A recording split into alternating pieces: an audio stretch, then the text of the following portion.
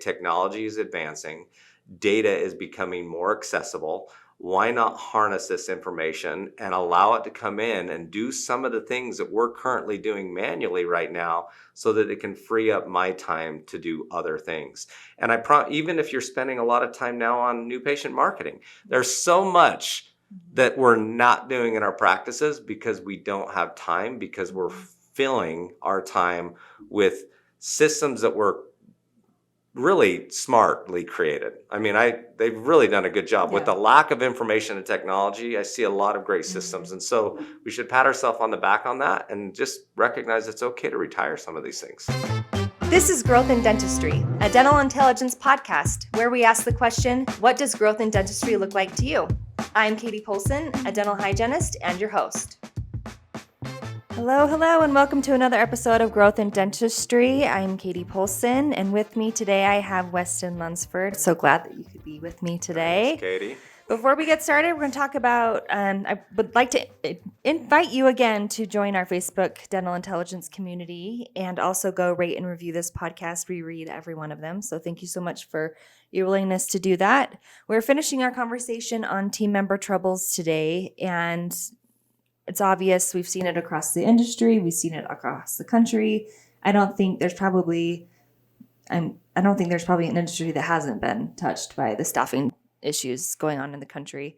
And so we wanted to talk a little bit about just being the CEO and a lot of fantastic leader.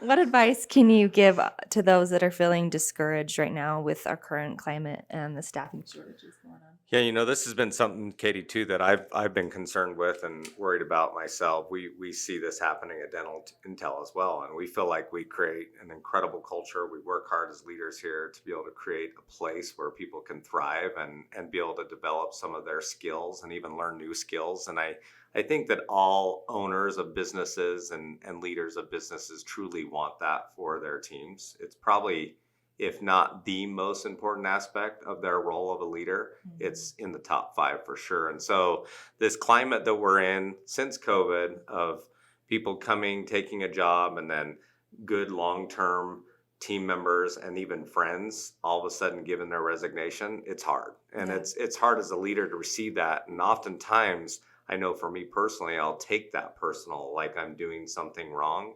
But we do have to remember that if someone's not wanting to be here and they're wanting to be somewhere else, we need to be okay with that. We want them to thrive and not just survive. And if they're not thriving here at our company or at your company right now, we just need to be okay with that. There might be things that we may need to change, and we might be doing things great. So what we've got to do is figure out how to work smarter and more efficiently, and maybe things that we might need to change to continue to empower and inspire our team members. But overall, I've just come to the realization that we're in a different climate right now. I don't know if it's going to go back to where it was before. Maybe it will, maybe it won't. But right now, we just have to stay positive and make sure we don't let it get to us. That's hard as an owner of a company, though. It's really hard. I'm sure, especially some of these practice owners who, they only have 3 to 5 people working for them. Yeah, they're like close families. Yeah, it is. It's the dental practices are like families. And it's not easy for the team members to go to their leader and that dentist and say, hey, I'm going to be leaving. They're not looking forward to that conversation either. So I think it's hard on both sides, but it's just the environment we're in. So we've got to figure out how to navigate through that.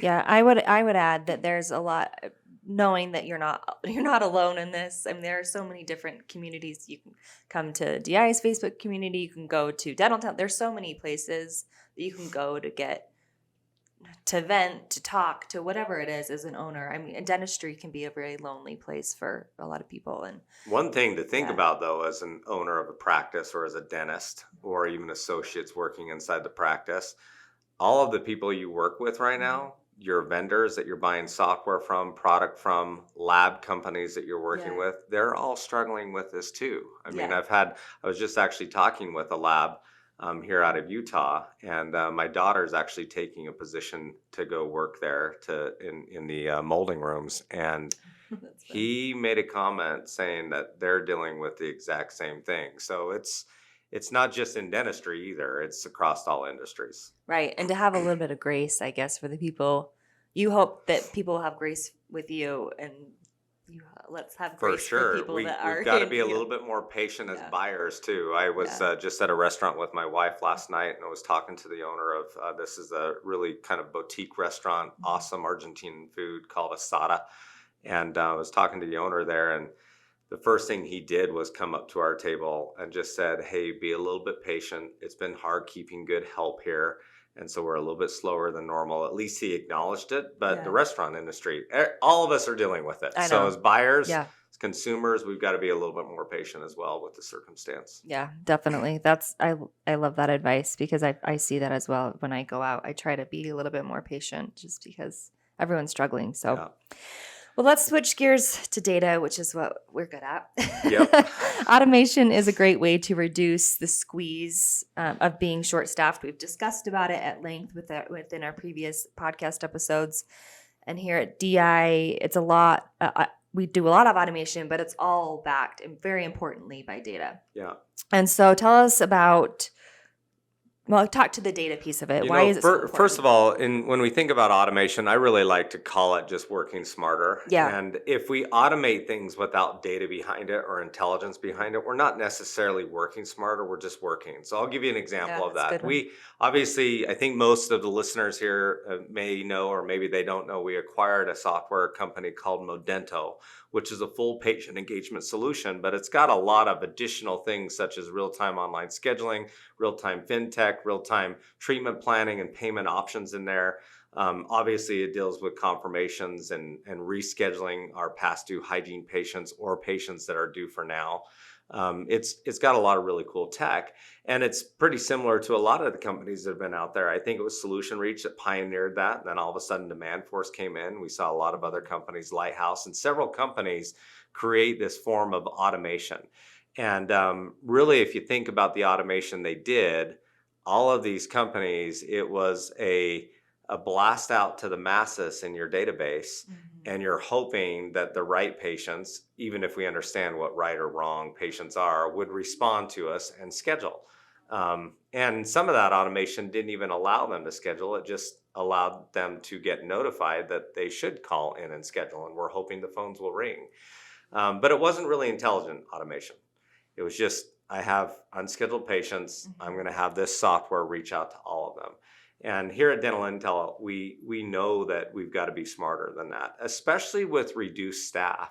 If we have less hygienists, if we have less assistants, and maybe we have less associates, I don't think we've seen an associate problem in dentistry. At least I haven't been aware of that. But definitely hygiene and some assistants. Yeah. It's been down. And so if we're going to be automating getting patients in our chairs, we need to use intelligence to find those right patients. We've got to think about, who should we prioritize?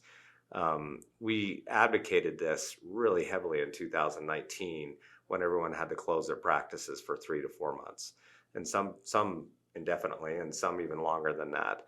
But if you guys think about this for a second, I want you to think about your active patient base. If you're a standard general practice out there, you probably have an active patient base around 3,000 patients.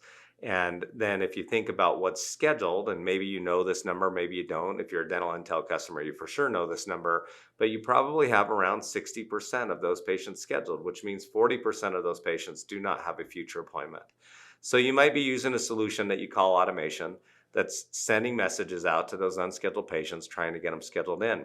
But you only have room for maybe 20% of those unscheduled patients. If that. If that.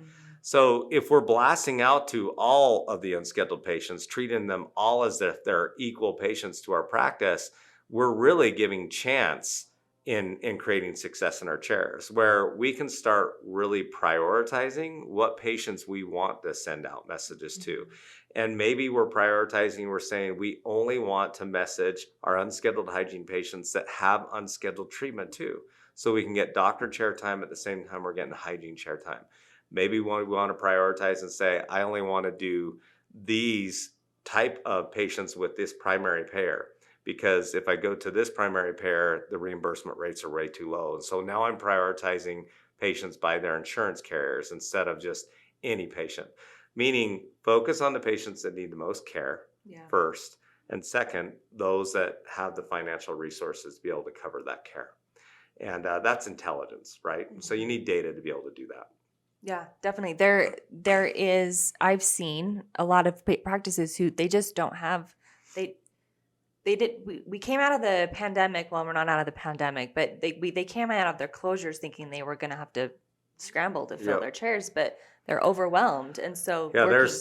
they're understaffed. Yes, and they There's don't have a chair lot time. of patients, Mhm. and maybe your practice that's not dealing with that too, but you still have unscheduled patients, and Yeah. so still prioritizing those patients and finding what we like to call here the right patient for your chair. Mhm. It's so critical right now in today's environment. Yeah, definitely, for sure. And we've made this easy, right? Here, Yeah. I don't want to just talk about dental intelligence, but we've made it really easy at Dental Intelligence. We have a few applications like Patient Finder where you can easily go and prioritize patients. I was just I was attending an event where I was a panelist on the RIDA event that just recently um, was last week, and it was focused on reducing our dependency on contracted insurance companies. So reducing dependency on PPOs and not 100% getting rid of them, but reducing dependency. Yeah. And so this is where data comes into play. Yeah. We can come and really quickly in Dental Intel and go to Patient Finder and separate all of our patients by insurance carriers and look at the patient value of those patients within the insurance carriers, and then start prioritizing, well, which carriers do I want to resign from on a contract. But simultaneously we can do automation at the same time and say, instead of, I'm going to say Delta Dental, can I do that? Yeah. Because their reimbursement rates are That's the horrible. one that I always In fact, use. I know in Texas they haven't increased rates since 2010, That's ridiculous. which is crazy. And Yeah. inflation has just gone up, but Mhm. we haven't seen any kind of reimbursement increase. And so if I think about that, well, if I want to prioritize who I'm going to reach out patient-wise, I'm going to exclude all those on my Delta plans and prioritize first those fee-for-service patients and then those insurance companies that have higher reimbursement Yeah. rates. That is some great and really hot topic information right now. I mean, I was at a women in dentistry event last week, and that was the most common question I had people come up to me and ask, how do I figure out what insurance to get rid of, you Yeah. know? And again, through Patient Finder, it's really easy to figure out how many patients you have on Delta Dental and I how just much. saw a post on LinkedIn from Burker's Health. And if you're a dentist and clinician and you're not following Burker's Health, you should go follow it. It's one of the leading information specialists out there. They survey a bunch of dentists. This was a survey that they did. 413 responded, and they asked, what is the number one thing that you're concerned with? And reimbursement rates was the number one. 72% of the dentists raise their hand on reimbursement rates, saying this is a big concern. But you can use intelligence to fuel automation. Don't just turn on your automation. Use data to turn on the right type of automation so that you can not fall into the trap of having patients come in your chair and not really being profitable with those patients. Yeah. There's one thing that I would like to talk about next, which is a lot of people are a little bit nervous about handing over some of their existing ways of doing things. They have their systems and processes. Yes. To handing it over to automation. This is a tricky one because you have team members in your office who have literally spent decades sometimes preparing and designing and perfecting systems and processes. And I've seen some incredible processes that do not use technology inside dental offices. And I look at the individuals and this office manager who created this, and she's crazy talented. But the reality is there is so much that these office managers and these front desk coordinators are still not even able to get to because of these systems that they put in place occupy all their time. And I think that what we get afraid of is if automation comes in and takes this over, now what am I going to do? And the reality is if they just sit back for a second and evaluate all the things they've not been able to get to, all of the patients that have unscheduled treatment that they've not been able to deal with, putting in better systems and processes by insurance carrier to be able to make your reimbursements faster than they are currently right now, so that when we submit those, so that we don't have to necessarily outsource claims management. We outsource that because we don't have the right systems and processes put in there, but they don't have the time to do that. So what I would recommend is just really pausing and thinking, okay, technology is advancing, data is becoming more accessible. why not harness this information and allow it to come in and do some of the things that we're currently doing manually right now so that it can free up my time to do other things. And even if you're spending a lot of time now on new patient marketing, there's so much that we're not doing in our practices because we don't have time, because we're filling our time with systems that were really smartly created. I mean, they've really done a good job. With the lack of information and technology, I see a lot of great systems. And so we should pat ourselves on the back on that and just recognize it's okay to retire some of these things. Yeah. Let automation come in and let data drive that automation. And you're going to free up a lot of time to do a lot of other things. And right now, I mean, just in talking about staffing troubles, it'll create a better work-life balance for those For sure. that are It's less implementing pressure this. on them, right? For sure. If Susan doesn't, I always use Susan. That's my mom. So That's I my use mom her as too. oh, is it really? And my middle name. That's okay. weird. Well, it's my daughter's middle name too. That's random. But when so I always use Susan, but if I take Susan as an office manager, she's got so much she's got to carry on her shoulders. It's crazy the amount of work these guys have to do. I was in an office, well, this was Missy, but I was in an office and I watched her navigate people at the front desk, someone on the phone dealing with an insurance issue, and then people checking out. And she was the only one up front at the time. Now, that's not always normal, but I bet it happens a lot.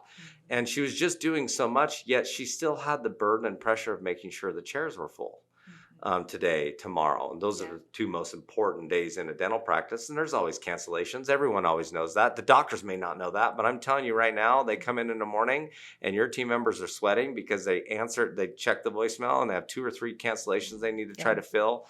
Yeah. Allowing automation to reduce some of that pressure too is going to really make those people feel a lot better. Even just to have them mentally not have that in the back of their minds. So because typically you have your office manager, your treatment coordinator. Those are your best people in the practice. They're the ones that have the best relationship with the patients.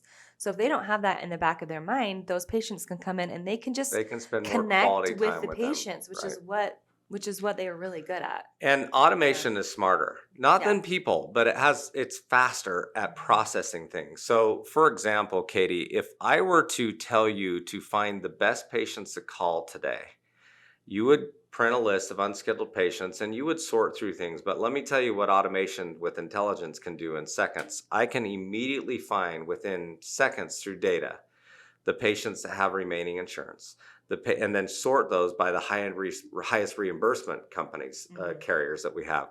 Then I can find those that have unscheduled treatment. And maybe I want to filter that down because we have so many patients with unscheduled treatment that they have at least over $500 of unscheduled treatment. And that list might be too long. So now I'm going to say, well, I only want to deal with my unscheduled treatment that have the highest reimbursement rates, that still have remaining insurance, that are perio patients too, because I know that they're going to need some oral health care if they haven't been in here in a while.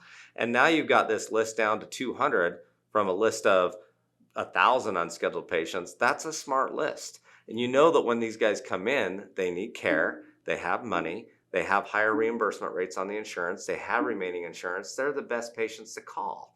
So even using intelligence to create a call list, but even better is once you filter it down, just send them out a mass message through automation and let them schedule. You didn't make one phone call, you might schedule 10 of those. That would have taken you 3 to 4 hours to schedule 10 patients. And they get to schedule themselves, which is really great. And that's just filling chairs. That's not, automation and payments and marketing. I mean, there's so many things. There is a lot of different things, especially when we talk about payment. Yeah. It's a pain. And no one in that office wants to call and collect money. And you can turn on a switch and let automation, it makes it sound like Susan is dealing with it and sending out these messages. They feel like Susan is communicating with her or them for the payment. But the reality is it's just technology. And Susan only gets involved if it sends it back to her because the attempts have failed through automation. Yeah. Well, there's so many ways that you can do it. We hope that you've gotten a lot out of these last couple podcast episodes on staffing, the staffing dilemma, and we just know that you're not alone, that we feel it with you, and that we hope that things get better for you in your practice. This has been Growth in Dentistry, a dental intelligence podcast. Special thanks again to my guest, Weston Lunsford. And for questions or comments about this podcast, please visit our webpage at dentalintel.com or our Facebook community. Thank you again to our marketing department for all of their work on this podcast. I'm Katie Polson. Keep growing.